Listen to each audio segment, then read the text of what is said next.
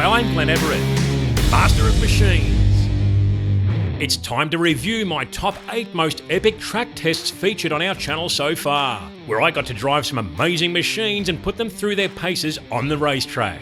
Starting with number 8, my NASCAR Drive at Orlando Speedway, USA, where I got to take part in a Richard Petty driving experience. Firstly, participants were given a rundown on what to expect out on the track, and to ensure you're in good hands, an experienced instructor rides shotgun with you during the drive to give pointers and guidance to ensure you get the best out of the car and the track. While these cars were limited to 650 horsepower on the relatively short Orlando track, these monsters certainly got your attention, and it was an awesome experience to get behind the wheel of a NASCAR. Off the gas till you get to the cones, gas it up. Yeah, you gotta be more progressive. Just very smoothly. Gas it up. Back to the right. How's that feeling, Glenn? Feeling great, loving it. Getting to know the track a bit better now. Yes. Gas it up. All the way down to the single orange on the right. Come on over to the right. And all the way up the hill. Stay up. And slowly down. Wait on the double cone. Continue to turn now, turn. Gas it up. All the way to the single orange cone. And all the way off. To the left. Doing great, Glenn. Keep it up. I'm getting the hang of it.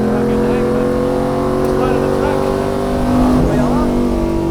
And slowly down to that white line. Keep it all the way down. Counting down to number 7, where we hit the drag strip at Heathcote Park Raceway. I got to drive a 1,000 horsepower twin-turbo VESS Holden Commodore, a model that was virtually identical to the USA's Pontiac G8. Going back a few years prior, this was a test car that we regularly raced down the strip to promote my old dyno shop, when I was in the performance tuning industry, running a low 10-second pass on a radial tyre and holding a record at the time for both the US and Aussie variants of this exact model. Years later, with more power than ever before, the team at G&D Performance pulled this car out of retirement and asked me to come back to the track to see if we could break into the elusive 9-second bracket that I was so desperately chasing all those years before.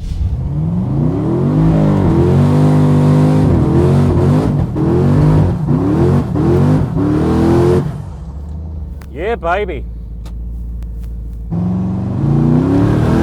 Yeah, baby.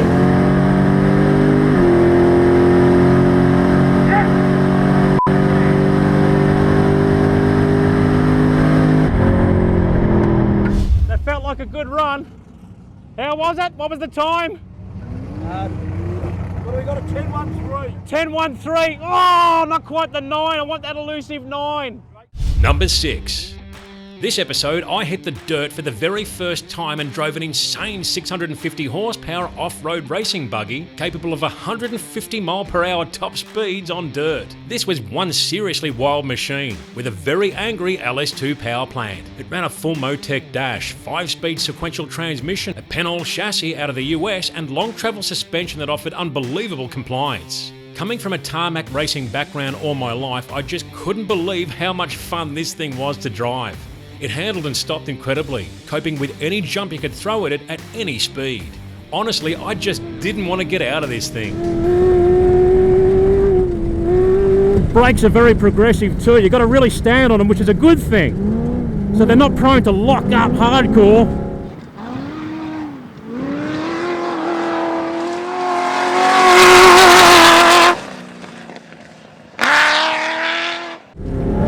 Bit of a tricky part of the track here, I'm told. It tightens up quite a bit.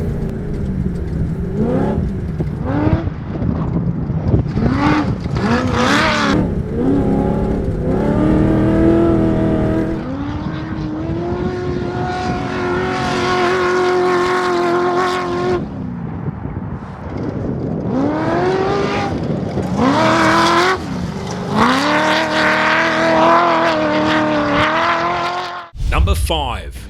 While I'm predominantly into old school muscle, I'm a sucker for a screaming V12. So when Joe Collegia offered me a test of his Lamborghini Murcielago LP 640 at Sandown Raceway, I just couldn't say no. We're talking about a huge 6.5 litre V12 4-valve engine making 632 horsepower and 487 foot-pound of torque. In the old language, that's nearly 400 cubic inches. It makes for one serious and very exotic power plant. Lamborghini, the Raging Bull. Well, we're about to find out how much she rages. Traction control's on. If you were going for a hot lap, you'd probably take it off, but to be honest with you, just happy to drive this thing. The thing really gets working up around 7,500. It gets harsh. We're pulling 240 there with ease, Gets very fast over the top here at Sandown. Number 4.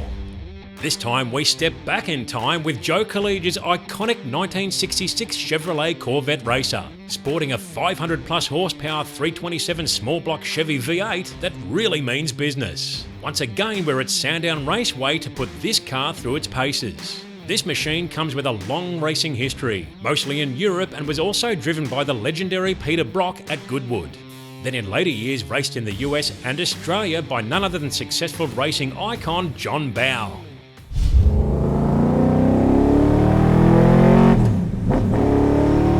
Yeah! 500 plus horsepower, 327 small block Chevy, T10 gearbox. What an animal! He ducks and dives at 7,000.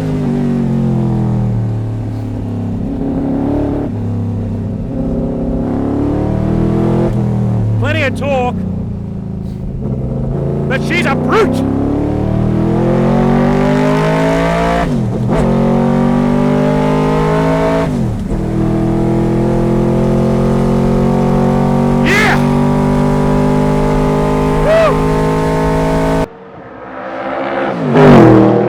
Number 3. One of my favourite track tests, where our good friend Craig Smith from Vintage Racing Services lined up 2 exciting Mustang races from their stable for me to test at Winton Raceway. One was a screaming 8,000 RPM 289 Windsor-powered 65 Ford Mustang Coupe, and the other was their flagship car, a wild tyre-shredding 620 horsepower 351 Windsor-powered 69 fastback Mustang, a car that had won countless races throughout Australia in the historic racing scene. Both cars were quite different, but each put a big smile on my face and left some fantastic memories.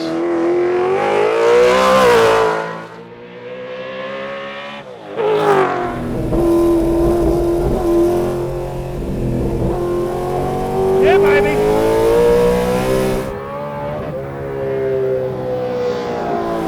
It's a wild little machine, this thing.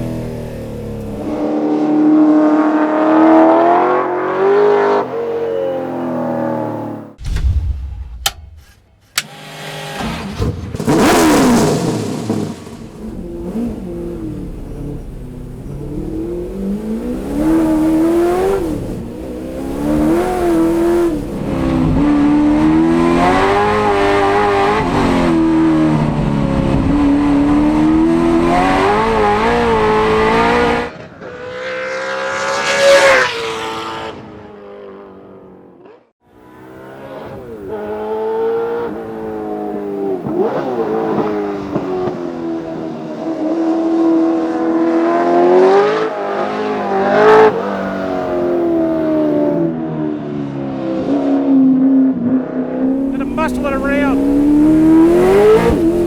and the punch this thing's got, the torque.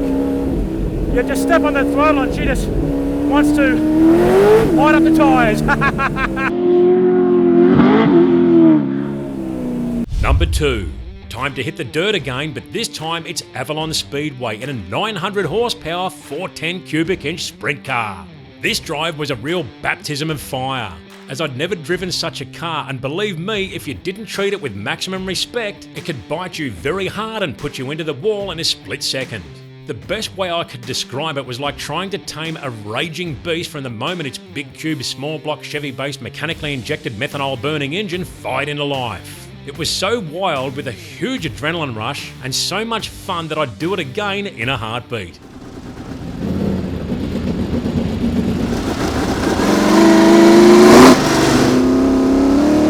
I reckon it'll bite big time.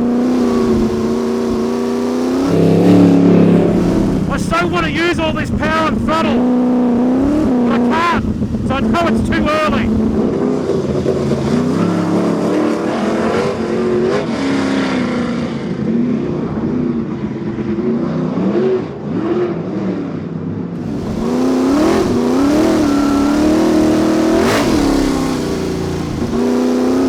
Easy goes it, Glenny. Take it easy, man.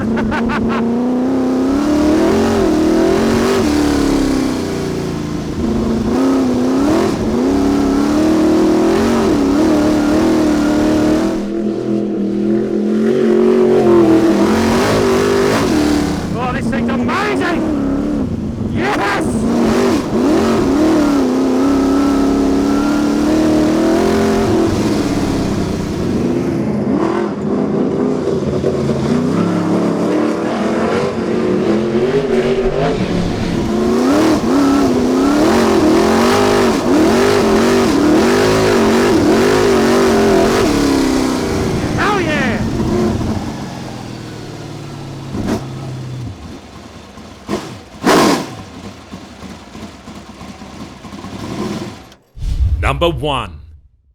Words cannot explain this once-in-a-lifetime drive.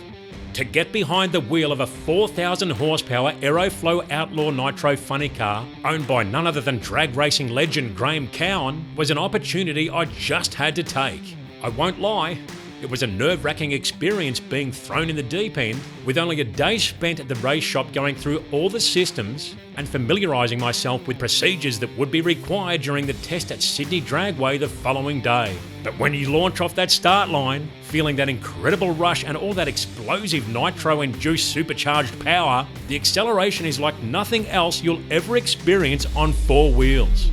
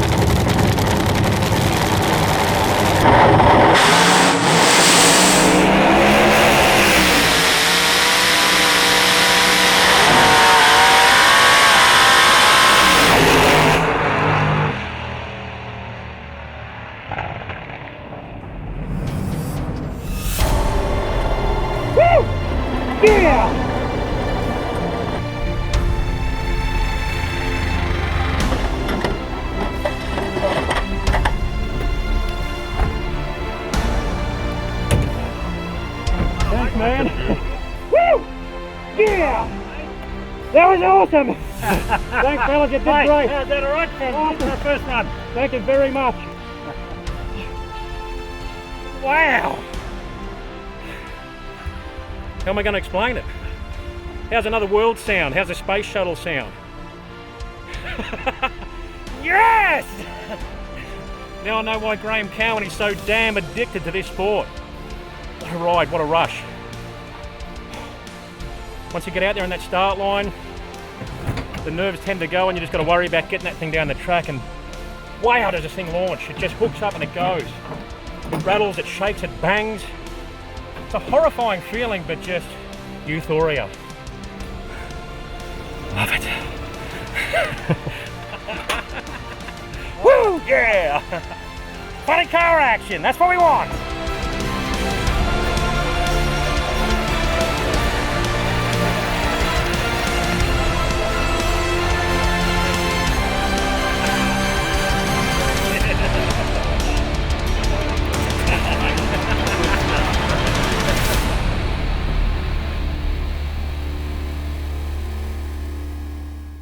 And don't forget to subscribe and click the notification bell, because your support helps us keep this show on the road. With 70 episodes and over 2 million views across the channel so far, be sure to subscribe to see all new content coming your way for 2021.